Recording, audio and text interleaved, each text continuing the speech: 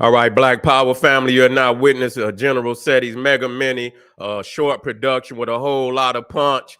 Uh, Today, we're going to be dealing with ancient artists depicted the Egyptians as Black Africans. Ancient artists depicted the Egyptians as Black Africans. But before we get into this information, I want to let you know that you can become a member of Sara Seti's YouTube page. All you have to do is go into the video description, click the join button. You'll get an introduction video, a rundown on the memberships. If you find one you like, please join. We appreciate you.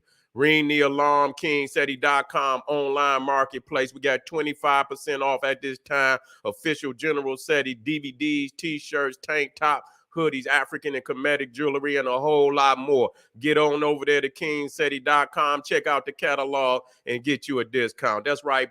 Pull the fire alarm, generalseti.com, Seti University, over 1,000 videos on African history, heritage, spirituality, nation building, mental warfare, advanced African academics, developing the Black nation, one lesson at a time to complete General Sara Seti website.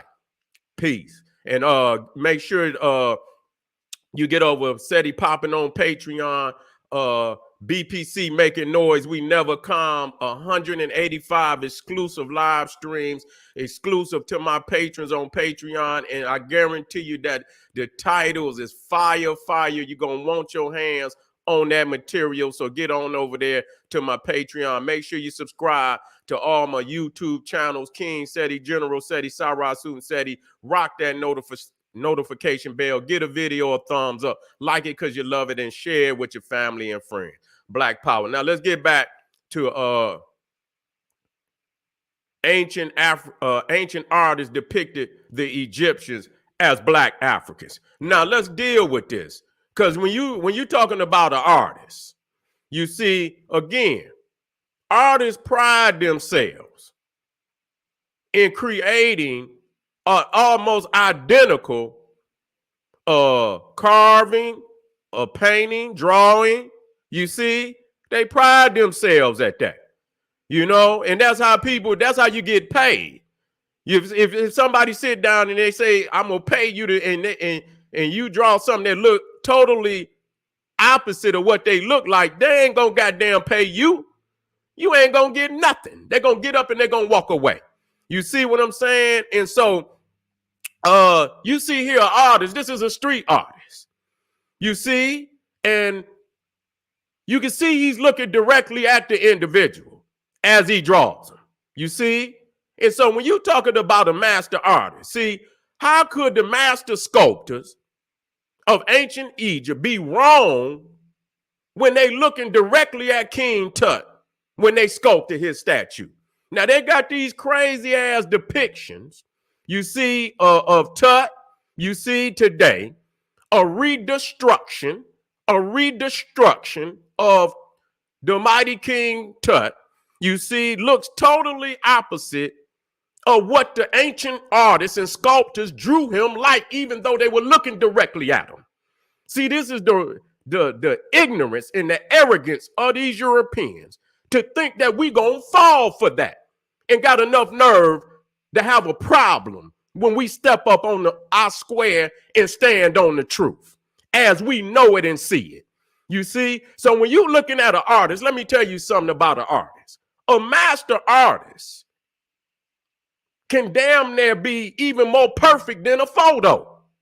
The only thing closest to an artist a master artist that's looking directly at an individual, it's probably a damn photo, and many times they can show more detail than it, because sometimes photo got shade, and you know what I'm saying, it won't show a lot of shit. You see, but with a sculptor looking directly at the individual, man, they could get wrinkles, they could get mold, they could get blemishes, they could get marks and shit, and that a photo ain't gonna pick up. So that's what I mean when they looking at you. And they drawing in, and when you see it, you know it's there. Many times, if you don't want it, the blemish, they won't draw the blemish. But I'm just saying, but sometimes they draw an individual exactly how they look. You see? And so when I say that, there's nothing more exact than a master artist. looking directly at an individual, especially because number one, he's an eyewitness. He's an eyewitness. He's a primary source. And not only is he a primary source, he's a master artist who you can look all around the world. It don't make no difference. When you see a master artist, you see the work, and it's a lot of people out here that are magnificent with their art form. When you look at the person whom they draw, you can see, well, damn, that's almost exact. You see, so ain't no slipping in that art like that. You see, you're not gonna draw somebody totally different than what they look like. The ancient artisans were looking directly at Tut when they created these statues and images. But today they want to say they could do better than somebody looking directly at the young king. You see, how we gonna accept that, knowing how research is done? You see, and that when you look at the statue of King Tut, that's a primary source. I'm gonna go over what a primary source.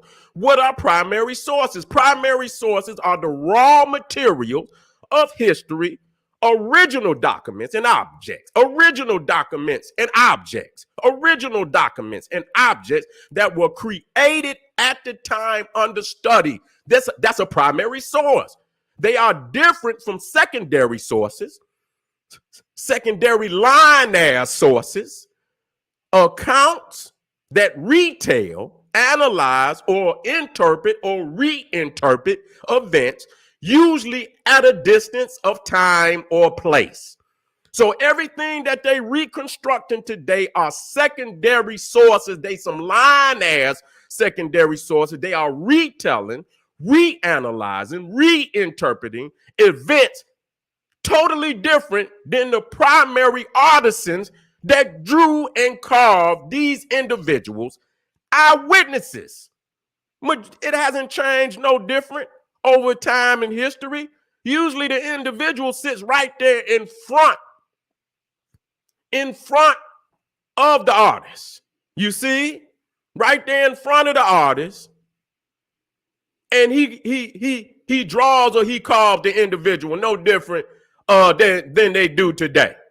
Nothing has changed. When you look right there, those of us who know Kevin Hart, knows what Kevin Hart looks like, knows this is a very good portrait of him. This young brother drew Kevin Hart. So we are eyewitnesses because we're living in the time of Kevin Hart today. You see, we're living in the time of Kevin Hart today. And so we can look at that and say that, yes, that's a pretty good, that's a pretty good portrait of Kevin Hart. He didn't change his skin tone. You see, his goatee, his hair, that's Kevin Hart. For anybody that know him, that's Kevin Hart. Pretty good, pretty good portrait. You see, that's Kevin Hart. He didn't change his skin tone and his features or nothing like that. That's what a good artisan does. That's what a good sculptor does. They don't go, that's the only way they're going to get credit. That's the only way they're going to gain status, if they as close in all of their portraits as possible to the individuals in which they drawing and carving. There is no way that you could produce a better representation of a person than a skilled artisan looking directly at the person. So you see all these artisans out here. You understand what I'm saying? They looking directly at the individual. That's what they do. And when they finish, you see, they sell the portrait, and if it look astounding and to the liking of the individual, they gonna get paid. But there's no way you gonna look at somebody and draw them totally different than what they look like and think you gonna get $1.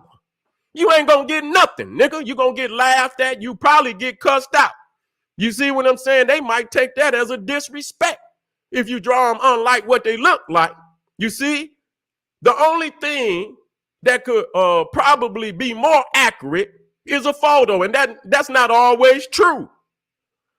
You see, that's not always true, because like I said, photos got shade. You understand? It depends on the lighting, and even with the lighting, you see, A portrait might be more detailed. You see, without the shade and without, you know what I'm saying, and can get more, up close and personal characteristics of your image than a photo. But the only thing that's running neck and neck with a master artist is a photo. Not no goddamn computerized reconstruction or nothing like that. That's one and two. That's one and two. And both of those are primary sources. Because the only way you're going to get a photo of somebody, they got to be alive. I guess you can get them dead too. You see what I'm saying? If they in a casket, you understand what I'm saying? But that's still a primary source. They still on earth before they go in the ground. Both of them are primary sources. They eyewitnesses at the time in which the individual lived. There's no way any science can come after the fact and trump primary sources. Somebody looking directly at the person. What kind of shit is this? You understand? And these damn Cro-Magnon Neanderthals and these Arabs got enough nerve to sit up here and recreate every damn and think they got the trump card. No, we got the trump card because we dealing with proper research and primary sources. Okay, a master artist is almost impossible to beat when duplicating the image of an individual. So you see this street artist. You see, if they white, they create them white the first time. You ain't got to come back and redo something and recreate an image that wasn't created the first time by the primary artist. You don't have to do that. I can show you where there were white people in Egypt, and when they drew them white. They didn't have to come back and so the fact that they do have whites in Egypt during the time of the Greeks, and they drew those individuals white. If the Egyptians was white, they would have did the same. It's no problem in creating white people. All you need is some chalk, you see, and some white crayons and shit, and you could color, and that's what they did. So if the ancient Africans was white, it wouldn't have been no problem. It wouldn't have been no problem to create them white. Why? Okay, it wouldn't have been no problem. A true artist will try to be exact to every detail of a person being drawn as possible. They're gonna try to be exact. Now, when I look at that drawing, that's pretty exact. You see his hair, you see his beard, you see, pretty exact. You see, pretty exact. I think he might, he's pretty exact. It's pretty exact. It's a pretty good representation of the man. He could get, he can get paid for that. You see? Now you look at this brother. Artists prize themselves on a realistic look of their creations. And so this is that hyper creations, them hyper drawings. And so that right there, man, they didn't got so dynamic. You see, they didn't got so dynamic with the drawings, man. It don't even look like a drawing no more. You see, it don't even look like a drawing no more. And so that just show you that that artisans, they gauge themselves. You see, they gauge themselves on being exact. You see, that they gauge themselves on being exact. And so don't think that, if they saw King Tut, they seen King Tut, who on the left, on the right, a white man, and they drew, man, that's a failure. And they carved what was on the left. That's a failure. That's a failure, man. What would make you put that type of melanin in the man's skin like that if he was white? What would make you do that? Now, the thing is, to the note, I know, even when they do use a color different, you can go down in downtown and see statues of white men. They might be use a black stone, but they still look white. They look like white men. So they don't just change the skin tone and features of the face, and they don't do that. So if the artist in the ancient world was looking at what's on the right and they sculpted what was on the left, that was a failure, and they probably would have hung their ass. No king is going to accept that. What, the king, you ain't got that kind of leeway. You got to be the baddest goddamn artist in the nation, in the empire, to call the king. And so when you come down there with your artistry, you better be right and exact, or you might get hung. You might get set on fire bringing something. You want to be as close to the characteristics of the individual as possible. Now, I got to get hold on.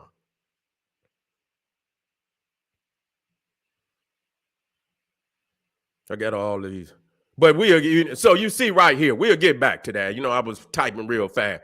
You want to be as close to the actual characteristics of the individual as possible. Now look at this. The lifelike realness is almost addictive to the artist. So when you look right there at Will Smith, and when you look at how artists gauge themselves, you see the lifelike realness is almost addictive to the artist. You see, they're not going to fail themselves in that. So when we looking at this primary source of King Tut, then we know that and being that he's the king, you don't get it. You getting the best artists in the empire. They're not failing on that level. You see, these are the lying Europeans who cannot accept the fact that the artists, the ancient artists, depicted the Egyptians as Black Africans. You see, no other European society, Greek, Rome, British, French, Viking, ever used any type of color of brown and black as the standard across the board, in which when they carved statues or they depicted themselves. Show me any Caucasian society where they use brown and black, these dark melanated colors, as a representation of them. And even when they did use black or any other color, brown or it was an abstract, but it still looked at white. You could tell that they were white people. They didn't change even everything. They didn't change the melanin, the hair, the structure of his lips, of his nose. They didn't recreate this man. You see? And so we got to understand that a master artist would never mistake the skin tone of John Travolta for that of Don Cheadle. Okay? They would never. So if they was looking at damn John Travolta, you say they was looking at this Cro-Magnon Neanderthal King Tut on the right, they wouldn't have never, if they was looking at John Travolta, they wouldn't have never drew Don Cheadle. They wouldn't have never put that color melanin in his skin. You see, they would have kept it original. They would have kept it original to what the skin tone of the individual they was carving. Period. Look at this. How could the ancient Egyptian artists mistake this level of melanin in a Caucasian, in a white man? This is deep melanin. Look, they didn't change this head. They didn't change this head. They didn't change his lips. They didn't change his chin, his ear, his nose. They didn't change his cheek, the structure of his cheek, his eyes. They didn't change everything, the forehead. They didn't reconstruct it, King Tut. Okay, so when you looking just like the Greco-Romans, that when you see a Greco reconstruction, you see they keep it exact. They keep it exact. They don't change it. They don't change it. So what we expect that when we get a reconstruction of a statue from ancient Egypt, it should look like the statue. This is a proper secondary source reconstruction of Empress Queen T. It look exactly like her. You see what I'm saying? Same skin tone, same hair, same features. This is what we expect from a reconstruction. It should look like the primary source. Okay, family, this is General Seti. This is a mega mini short presentation with a whole lot of punch. Stay tuned for the next presentation. Is guaranteed to be a knockout, family. Black Power.